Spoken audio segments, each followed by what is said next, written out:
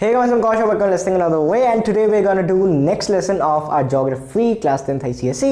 So ये है soil resources of India and this chapter isn't के बहुत मुश्किल है, बहुत आसान है, बहुत फन लविंग चैप्टर है. ठीक है, समझते समझते समझ आ जाता है चैप्टर. क्या समझते समझते समझ आ जाता है चैप्टर. वीडियो छोटी होगी, जरूर देखना, कंप्लीट करना एंड इसके बाद अगले चैप्टर्स करेंगे. So without wasting any further time, soil resources of India. India का मतलब हमें पता है, पिछली वीडियो में मैंने बताया. ऑफ इंग्लिश का शब्द है resources and specially soil resources. मतलब जो अगर हम इंडिया के बारे में बात करें तो इंडिया के पास क्या क्या रिसोर्सेज हैं, क्या क्या चीज़ें हैं. रिसोर्सेज, ठीक है, प्रोडक्टिव चीज़ें बेसिकली. सॉइल रिसोर्सेज मतलब सॉइल के रिसोर्सेज. ठीक है, अब पहला शब्द सॉइल का मतलब क्या होता है भैया. सॉइल का सिंपल मतलब होता है, ये जो डेफिनेशन है यही लिख लो, the loose material that forms the surface. क्या लिखता हूँ मैं, लेयर. भाषा मेरी, राइटिंग थोड़ी. The loose material that forms the surface layer. अगर तुम्हें दिख रहा है तो क्या मतलब है इसका. ये जो सॉइल है ना, ये नहीं है कि पूरी धरती सॉइल से भरी हुई है, नहीं. Soil is the loose material that forms the surface layer. जो सरफेस लेयर, ऊपर ऊपर की परत होती है, बिल्कुल ऊपर नहीं, कैसे भाई पतली सी शीट नहीं, काफ़ी ऐसे कई बार जैसे 6-6 मीटर की भी होती हैं. ठीक है, अलग अलग सॉइल्स के अलग अलग डायमेंशंस वगैरह होते हैं, वो हम बाद में बात करेंगे. लेकिन बात क्या है कि जो ऊपर की लेयर है, ऊपर की लेयर है ग्लोब की, तुम्हारे ऊपर की लेयर है तुम्हारा क्रस्ट की, ठीक है, उसे हम कहते हैं सॉइल. सिंपल सा पॉइंट है. तुमने अगर वो पढ़ा हो, ठीक है, ग्लोब नहीं, जो अर्थ का स्ट्रक्चर है, मेंटल होता है, उसके अंदर ऐसे ऐसी चीज़ें होती हैं.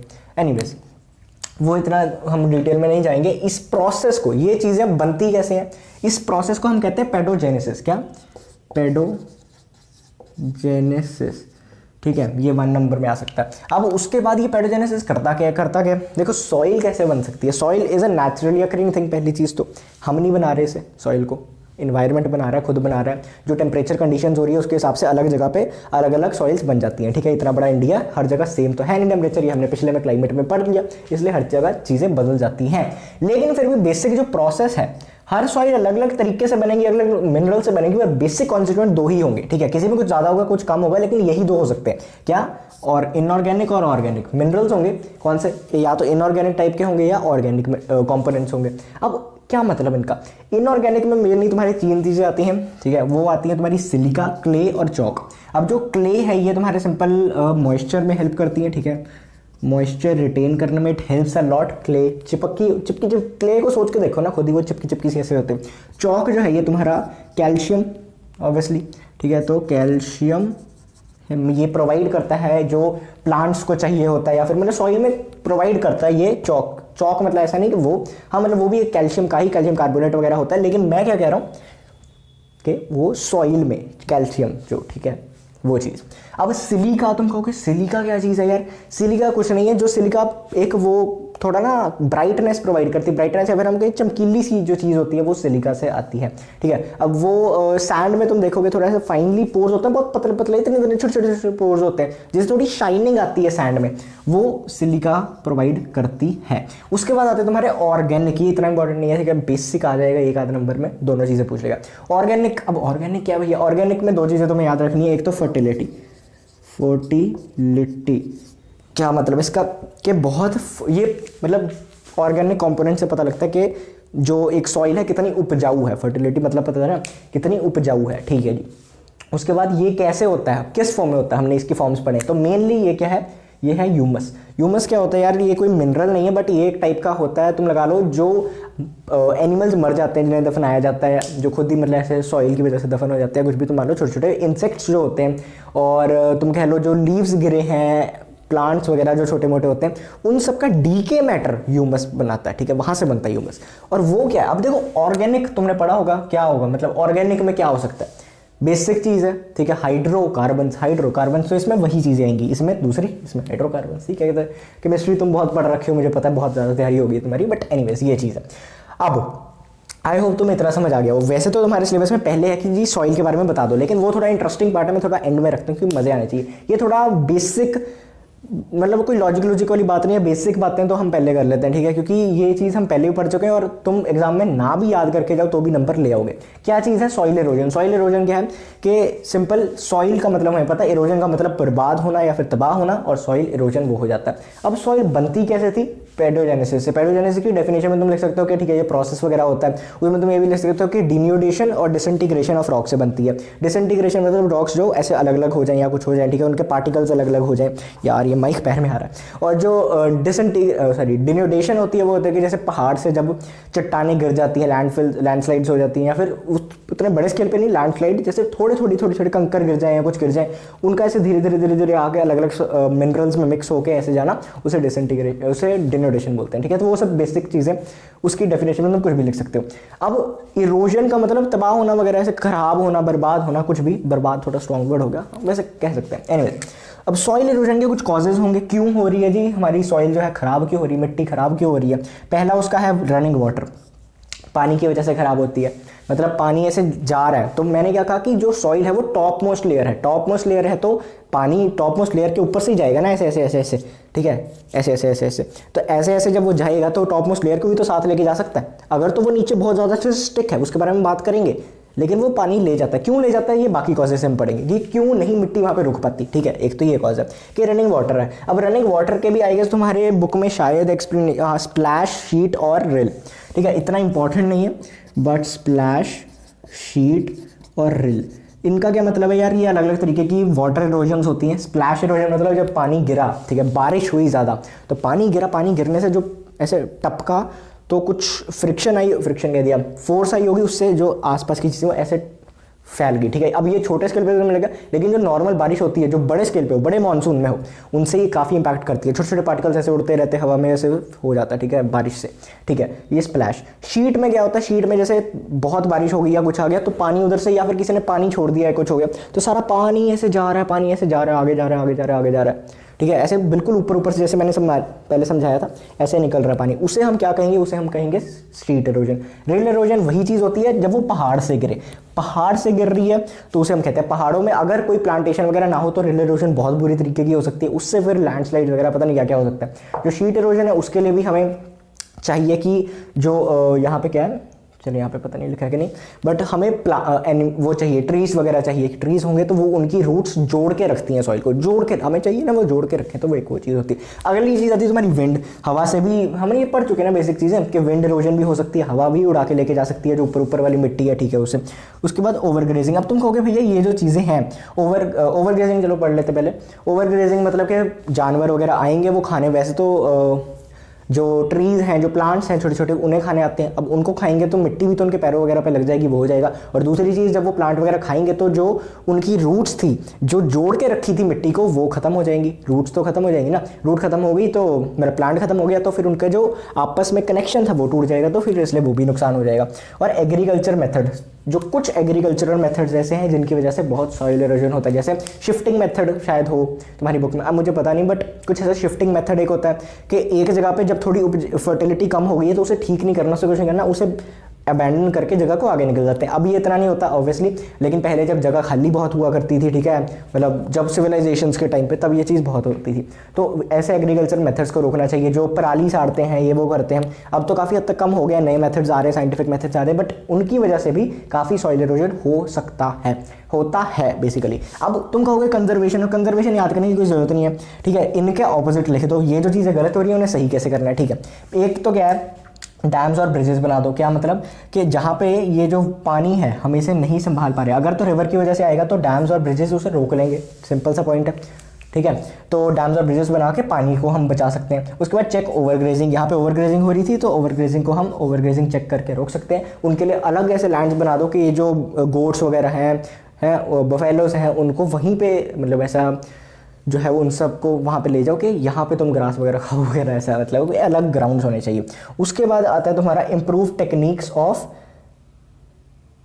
अच्छा agriculture, improved techniques of agriculture में क्या अलग पॉइंट है, मतलब कि ये इसका हो गया कि टेक्निक्स अच्छी होनी चाहिए जी, एग्रीकल्चर की नई टेक्निक्स होनी चाहिए। ऐसे वो कहते हैं कि वही मैंने कहा पराली साड़ते हैं या फिर ऐसा जो चीज़ें होती हैं कि हुआ तो उसे साड़, अब वो इन्वायरमेंट को भी ख़राब कर रही हैं, सॉइल को भी ख़राब कर रही हैं, ऐसी काफ़ी चीज़ें हो रही हैं। तो वो चीज़ें अवॉइड हों, उनसे इंप्रूव्ड मेथड्स निकल के आए, नए मेथड्स निकल के आए, ठीक है। और एफॉरेस्टेशन हो, मतलब कि पेड़ अननेसेसरी जो काटे जा रहे हैं उन्हें रोका जाए, और फिर प्लांट ट्रीज, तुमको ये सेम पॉइंट नहीं है, वो होता है रिफॉरेस्टेशन। ये रिफॉरेस्टेशन, ये एफॉरेस्टेशन, मतलब और काटना बंद करो, और रिफॉरेस्टेशन मतलब लगाओ, एक है कि तुम सिर्फ रोक रहे हो कि भाई अननेसेसरीली मत काटो, एक है कि तुम वापस लगा रहे हो पेड़। समझ रहे हो? वैसे तो अच्छी चीजें दोनों, बट डिफरेंस बेसिक सा। This was your basic part of this chapter. अब मेन पार्ट की तरफ हम चलते हैं, which is the types of soils. So the first and the most abundant soil in India is the alluvial soil। इसके बारे में हम पढ़ते हैं। 4 सॉइल्स ही पढ़नी, वैसे बहुत तरीके की होती है, माउंटेन सॉइल होती है एंड जो बीच पे होती है वो सैंड को भी अलग पढ़ा जा सकता है, लेकिन हम इतना अभी डिटेल में नहीं पढ़ रहे, 4 सॉइल्स पढ़ते हैं। पहले एलुवियल सॉइल, तो मैं लगेगा इतनी इन्फॉर्मेशन बहुत ओवरवेलमिंग होगी, बट मैं रिलेट करना सिखा दूंगा, कुछ ज़्यादा नहीं है, समझ में आ जाए एक बार तो दिमाग में बैठ जाती है, ठीक है। एलुवियल सॉइल के बारे में बात पढ़ते हैं। 45% of the land in India, मतलब रिवर्स भी होंगी उनका हटा दो, उसमें से जो 45% है वो एलुवियल सॉइल है। 45% एलुवियल सॉइल है, देखो कितनी ज़्यादा है, ठीक है, ठीक है। तो एक तभी मैंने कहा मेन सॉइल है इंडिया की, सबसे ज़्यादा अबंडेंट यही है। ओरिजिन के बारे में अगर हम पढ़ें तो ये क्या है, ये रिवर सॉइल से बोला जाता है। लेकिन उससे भी पहले अगर मैं तुम्हें एक चीज़ बता दूँ थोड़ा कॉन्सेप्ट के लिए, कि सॉइल ऑफ पेनिनसुलर इंडिया क्या होता है एंड एक्स्ट्रा पेनिनसुलर इंडिया क्या होता है। देखो soil of peninsular India simply ये जो इंडिया का पेनिनसुला बन रहा है ये इसकी सॉइल्स, ठीक है, यहाँ पे जो सॉइल्स होंगी, और जो soil of extra peninsular India वो यहाँ की सॉइल्स, ये वाली सॉइल्स, ठीक है। तो बेसिक कुछ इतना नहीं है, एक्स्ट्रा पेनिनसुलर भी पढ़ेंगे हम, पेनिनसुलर भी पढ़ेंगे। इसको सेतु सॉइल्स कहा जाता है, एक्स सेतु जो भी होता है। एंड ये यहाँ पे जो सॉइल्स होती है ना, ये होती है रेजिडुअल सॉइल्स। रेजिडुअल, ये इंपॉर्टेंट है, रेजिडुअल मतलब कि यहाँ पे बनती है वहीं पे रह जाती है, जहाँ पे ओरिजिन होता है वहीं पे रह जाती है। हमारे यहाँ तो ऐसा ही होता है, ठीक है, पता नहीं मैंने क्यों बोला, बट जहाँ पे बनती है वहीं रह जाती है ये वाली सॉइल्स जो यहाँ पे होंगी, जिसे हम सॉइल ऑफ पेनिनसुलर इंडिया बोलेंगे। एक्स्ट्रा पेनिनसुलर इंडिया वाली सॉइल्स ये यहाँ पे ये ट्रांसपोर्ट होंगी, ये हिमालय से भी कई सॉइल्स आएंगी। तुम देखोगे ये जो एलुवियल सॉइल है ये तुम्हारे हिमालय से आएगी, हिमालय की रिवर्स वगैरह से भी यहाँ पे पहुँचेगी। हम पढ़ेंगे कहाँ पे है, बट टेंशन ना लो। आई होप तुम्हें इतना समझ आया हो। Residual transported, residual transported, residual transported, ICAR, ये पता नहीं may be 1 word may be MCQ, but ये भी आ सकता है। ICAR क्या है? ICAR जो गवर्नमेंट ने ऑर्गेनाइजेशन बनाई थी, सीधा है Indian council of agricultural research, ठीक है, इसके बारे में रिसर्च वगैरह करने के लिए कि ठीक है भाई ऐसे ऐसे चीज़ें। और लेट मी चेक, नहीं कुछ इतना नहीं है, बस सॉइल्स के बारे में और यही है, ठीक है। सो अब हम बढ़ते हैं सॉइल्स के बारे में। एलुवियल सॉइल ओरिजिन क्या है? पहले तो ये रिवर सॉइल है। क्या है? रिवर सॉइल, जो रिवर से आती है। जैसे मैंने कहा रिवर जो हिमालय वगैरह से आएंगी वो इसे डिपॉजिट कर देंगी, इधर भी होंगी, इधर भी जो रिवर्स हैं वो आएंगी, और इधर तो सी भी है, ठीक है जी। अब ये जो है ना, इसके बारे में पहले ही हमें बता दिया जाता है कि ये 2 तरीके की सॉइल्स हैं भाई, एवं नहीं है, ये 2 तरीके की सॉइल्स हैं, यंग खादर सॉइल और ओल्ड भंगार सॉइल। यंग खादर सॉइल, ओल्ड भंगार सॉइल, क्या मतलब है इसका? देखो, एक है बोड़ी, एक है नई, एक है तो मैंने कहा कि इसका ओरिजिन बहुत देर से होता रह रहा है, ठीक है, हिमालय से कब की रिवर्स बह रही हैं, तो उसके साथ हिमालय बहुत बड़े, वहाँ से थोड़े थोड़े ऐसे मिनरल्स आते जा रहे हैं साथ में, तो वो सब बन रही है सॉइल।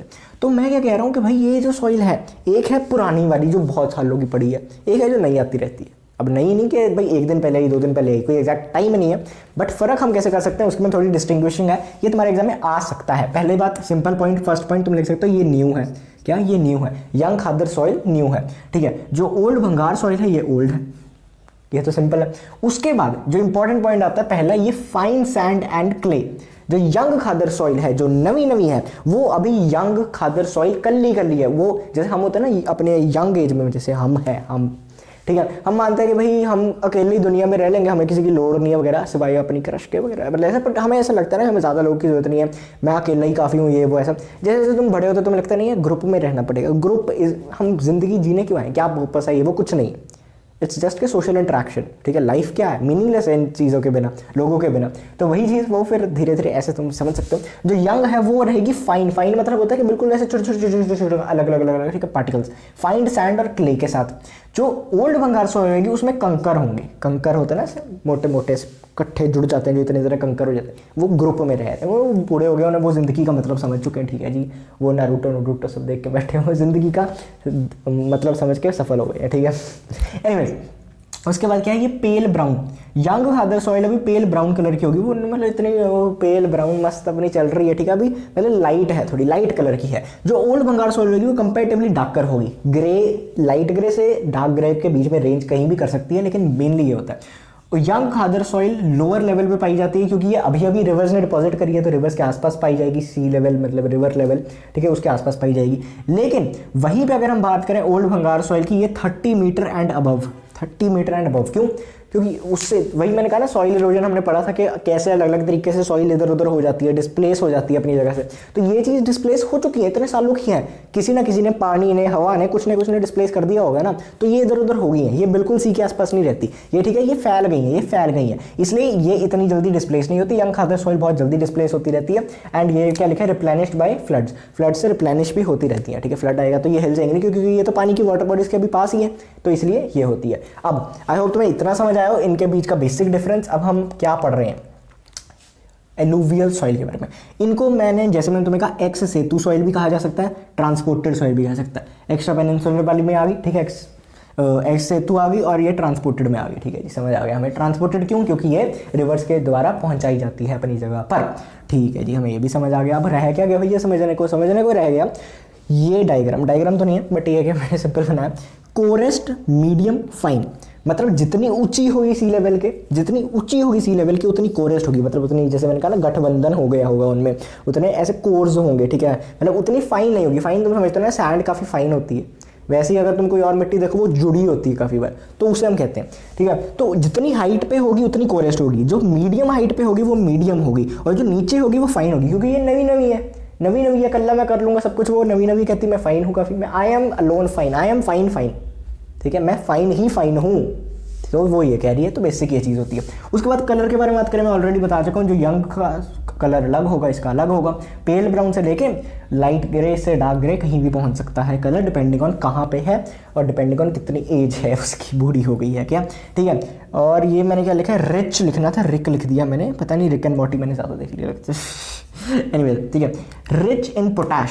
अब रिच इन पोटैश है, ये तुम्हें तो याद ही करना पड़ेगा, मैं क्या बोल सकता हूँ। इसमें पोटैश अच्छा होता है, ठीक है, इसमें ह्यूमस कम होता है जनरली, लेकिन जो गंगा डेल्टिक रीजन है वहाँ पे इसमें ह्यूमस भी ज़्यादा होगा, ठीक है। आई होप तुम्हें you are getting my point. अब ये एक वेल नोन फैक्ट है कि इसमें पोटेशियम की कमी है और नाइट्रोजन भी कम ही पाया जाता है, ऐसा नहीं कि है ही नहीं, पर काफ़ी हद तक नहीं होता, कम होता है, ठीक है। और इसमें क्या कह सकते हैं, ये रैबी और खारिफ दोनों क्रॉप्स के लिए अच्छा है। अब तुम देखो ना, मैं भी मैप में तुम्हें बताता हूँ, ठीक है, ये तुम यहाँ से शुरू कर लो कुछ ऐसे ऐसे ऐसे ऐसे ऐसे ऐसे। अब ये एग्जैक्ट नहीं है, ठीक है, बट मैं बना सकता था बुक में देख के एग्जैक्टली, बट आई थॉट कि यार तुमने बिना देखे बनाना है तो कुछ आइडिया लगना चाहिए तुम्हें कि भाई कैसे हिसाब लगाते हैं। और उसके बाद यहाँ पे काफ़ी ऐसे पार्ट, ठीक है, यहाँ पे अगर मैं देखूँ, यहाँ पे पंजाब है तो पंजाब में भी यही सॉइल है, ठीक है, तो ऐसे कर सकते हैं हम। तो थोड़ा बहुत बेसिक तुम समझ गए होगे, ऐसा कोर्स पे बनाना, और इसको थोड़ा ज़्यादा फैला दो चाहे, क्योंकि यहाँ पे गंगा वगैरह, ठीक है, यहाँ पे रिवर्स होंगी तो उनमें भी आएगी, इसको ऐसे जैसे करना कर लो। बेसिक तुम्हें पता होना चाहिए, ये होता है, उधर भी होती है, यहाँ पे भी थोड़ी सी, बट मेन हमें पता है, ठीक है। तो इसको अब सजाने सुजूने का काम तो हमारे पास टाइम नहीं है इतना, इसलिए हम आगे बढ़ेंगे। हाँ जी, ये क्या है, रैबी और खारिफ क्रॉप। अब मैं क्या बोल रहा हूँ, यहाँ पे जो पंजाब है, यहाँ पे जो अलग अलग एरियाज़ हैं, ठीक है, यहाँ पे पूरा साल एग्रीकल्चर होता है मोस्टली, ठीक है। तो वहाँ पे एक रैबी क्रॉप्स और खैरिफ क्रॉप्स क्या होती हैं वैसे तुम आगे पढ़ोगे, लेकिन जो रैबी क्रॉप्स हैं ये कब उगाई जाएंगी, कब, मतलब हार्वेस्ट करना और कल्टीवेट करना अलग अलग है, बट वो समझना मुश्किल हो जाता है, याद करने में हो जाता है। अब खारिफ क्रॉप्स मानसून में उगाओगे तो ये ठंड में, तो फिर वो फ़र्क आ जाता है ना, वो चीज़ दोनों में उग रही है, मतलब दोनों के लिए सूटेबल है ये सॉइल, ठंड में भी और ये भी, तो इसलिए ये गुड है दोनों के लिए, पहले हमें ये पता लग रहा है। रिस्पॉन्ड टू इरीगेशन अच्छा करती है, पानी डालोगे तो फ़र्क आएगा, ऐसा नहीं कि भाई वो पानी चूस गई सारा पता भी नहीं लगा उसे, ऐसा कुछ नहीं होगा, फ़र्क आता है, ठीक है। कौन सी क्रॉप्स, अब देखो पूरे साल होना है, रैबी क्रॉप्स और खरीफ क्रॉप तुम्हें पता है बेसिक कौन सी होती है, वीट, राइस, शुगर केन, इस एरिया में वही पाई जाती है, तो करने का शौक है, याद करने का, मैप में देखो समझ आ जाती हैं चीज़ें। अब अगर मैं बात करूँ यहाँ पे ब्लैक सॉइल की, अब आई होप तुम्हें ये सब मिल गया होगा, समझ आ गया होगा, ठीक है, कोई वो नहीं, दिक्कत परेशानी नहीं रही होगी, मैं प्रॉपर नहीं है but I hope you got it. अच्छा, ब्लैक सॉइल की अगर हम बात करें, मेरे पास और कोई मार्कर नहीं है, मैं ब्लैक भी बनाऊंगा। ब्लैक सॉइल को और रेगर सॉइल कहते हैं, बिकॉज एक रेगरा शब्द होता है तेलुगु में। अब तेलुगु में तुम बोलिए क्यों, इससे ही तुम्हें हिंट लग जाएगा कि ये यहाँ पे ज़्यादा पाई जाती है, यहाँ पे ज़्यादा पाई जाती है, ठीक है जी, तेलुगु वाले लोग जो मर्जी बुलाएं। और क्या चीज़ होती है कि रेजिडुअल सॉइल होती है ये। अब रेजिडुअल सॉइल का मतलब, जैसे मैंने कहा था, ये रिवर्स की वजह से आती है तो इसे ट्रांसपोर्टेड सॉइल कह देंगे। जो ट्रांसपोर्ट नहीं हो रही, जो जहाँ पे उगी है, उगी तो नहीं कह सकते, जहाँ पे बनी है, ओरिजिन है, जिस जगह पे, वो वहीं पे रहती है पूरी ज़िंदगी। अगर वहीं पे रहती है तो उसे हम रेजिडुअल सॉइल कह देते हैं। क्यों रेजिडुअल सॉइल कह देते हैं? कमन क्यों रेजिडुअल सॉइल कह देते हैं? क्योंकि वो हिलती डुलती नहीं है। वो कहती है यार मैं ठीक हूँ जहाँ पे हूँ, मुझे हिल कर अब क्या करना, मैं ज़िंदगी में सब पा चुकी हूँ, यू नो, ठीक है यार अब मैं क्या, मतलब जी ली जो ज़िंदगी जीनी थी, वो मतलब थोड़ी ऐसी सी है, अब क्या करें। तो रेजिडुअल सॉइल है वो, ठीक है। अब ये बनती कैसे है? Simple solidification of lava end of Deccan plateau, ठीक है। सॉलिडिफिकेशन ऑफ लावा हमने पहले पढ़ा ना, इग्नियस रॉक, मेटामॉर्फिक रॉक, ये वो, ठीक है। तो उसमें जब लावा बाहर निकला उसके बाद रॉक्स बनी, उसमें जो सॉलिडिफाई हुई, जो लावा ना सॉलिडिफाई हुआ, उससे जो ब्लैक सॉइल है वो बन जाती है, उससे ब्लैक सॉइल ये बन जाती है, ठीक है। उसके पार्टिकल्स जो रॉक है वो थोड़े थोड़े टूट के बन जाएगी, ठीक है, कोई दिक्कत वाली बात ही कोई नहीं। डेक्कन प्लेट्यू पे अब इतने वॉल्केनोज नहीं है, पहले हुआ करते थे तो वहाँ पे ये थी, ठीक है जी। ये अब कहाँ बना सकते हैं डेक्कन प्लेट्यू भैया, कहाँ होता है, ठीक है। अब एग्जैक्ट नहीं है बट अनुमान लगाने को it's a good enough thing I guess. थोड़ा सा इधर, यस माय बॉयज, थोड़ा और इसको बड़ा कर देना, ठीक है। मैं अभी इसे रेज करूँगा तो ये ख़राब हो जाएगा, but I hope you got my point, ठीक है। ये यहाँ पे मोस्टली होता है, if I am not wrong, ठीक है जी, ये चीज़ होती है। अब इसे हम ब्लैक सॉइल कह दें, ब्लैक सॉइल। इसके बारे में और कुछ लिखा है क्या? हाँ लिखा है। क्या? पहला तो बोल रहा है कि रिटेन मॉइस्चर, ऑब्वियसली सिंपल सी बात है, यहाँ पे क्ले ज़्यादा है, ठीक है। इसके साथ 2 पॉइंट्स तुम यही लिख दोगे, मॉइस्चर रिटेन करता है, क्यों? क्योंकि क्ले ज़्यादा है। क्ले ज़्यादा है तो उससे क्या होता है? मॉइस्चर रिटेन करता है, तो रिटेन मॉइस्चर बिकम्स स्टिकी, ठीक है, बिकम्स स्टिकी। 60% तो इसके बीच में क्ले होती है। और एक इंपॉर्टेंट पॉइंट है कि जितना तुम डीप है ये सॉइल उतना मॉइस्चर ज़्यादा है। मतलब क्या? ऐसा नहीं कि भाई लेवल कंडीशंस के बारे में बात कर रहा हूँ क्या, ऊपर ज़्यादा नीचे कम, नहीं, वो हम आगे पढ़ेंगे। लेकिन अभी मैं क्या कह रहा हूँ कि जितनी ज़्यादा डीप होगी एक सॉइल, जैसे एक सॉइल है, यहाँ पे एक जगह है, ठीक है, वहाँ पे सिर्फ 2 मीटर की डीपनेस है, वहाँ पे मॉइस्चर कम रिटेन कर पाएगी, ऑब्वियसली जगह कम है। लेकिन जहाँ पे 6 मीटर का डीप है वहाँ पे ज़्यादा रिटेन कर पाएगी, ऑब्वियसली जगह ज़्यादा है तो मॉइस्चर ज़्यादा रिटेन होगा, सिंपल सा फैक्ट है, ठीक है। और इसकी एक खासियत होती है कि भाई मॉइस्चर ज़्यादा रिटेन करती है, तो मॉइस्चर ज़्यादा रिटेन करती है मतलब जब बारिश कम होगी तो तभी अपना काम चला सकती है, क्योंकि पानी तो इसने स्टोर करके रखा है, ये ना दिमाग वाली है ये, ठीक है। तो इसके बाद ये होता है। अब ब्लैक कलर कैसे आता है ये, ठीक है, बेसिक क्वेश्चन, ब्लैक कलर क्यों आता है? बेसिक जेनेसिस से। जेनेसिस क्या है? एक टाइप की रॉक ही होती है, ठीक है, ज़्यादा कुछ डिटेल में जाने की जरूरत नहीं है, एक टाइप की रॉक ही होती है, उसकी वजह से वो इसमें जो डिसइंटीग्रेट होती है उससे फिर कलर आ जाता है, ठीक है। उसके बाद एक्स जो जो ग्रेवल्स है और जो सैंड है वो नहीं होते, क्रॉस है, एक्स नहीं है, ठीक है। तो ग्रेवल्स और सैंड्स, अब एक्स तो याद आ जाती ना एनीवेज, जो ग्रेवल और सैंड है वो इसमें नहीं पाए जाते हैं, मैंने कहा क्योंकि ये एलुवियल, इसमें क्ले ज़्यादा है, ये सब चीज़ें नहीं है, ठीक है तो है, अब क्या कर सकते हैं, कोई फैक्ट है किया है तो है, ठीक है। Lime, aluminium, iron, potash, calcium, ये सब पाया जाता है। अब तुम कहोगे ये कैसे याद करना? याद नहीं करना था एग्जैक्टली, बस समझना होता है। जो सॉइल, ये दोनों काफ़ी अच्छी, ठीक है, वो है मतलब उगाने को अच्छी हैं, तो मेन चीज़ है, बस मैं तो ये लिख देता था, ठीक है, पोटैश वगैरह इसमें ज़्यादा होता है, लेकिन इसमें फॉस्फोरस और नाइट्रोजन नहीं होता। इसमें भी सेम चीज़, फॉस्फोरस और नाइट्रोजन कम होता है या लेस होता है, ठीक है, ह्यूमस नहीं होता, इसमें भी मोस्ट जगह पर ह्यूमस नहीं होता था।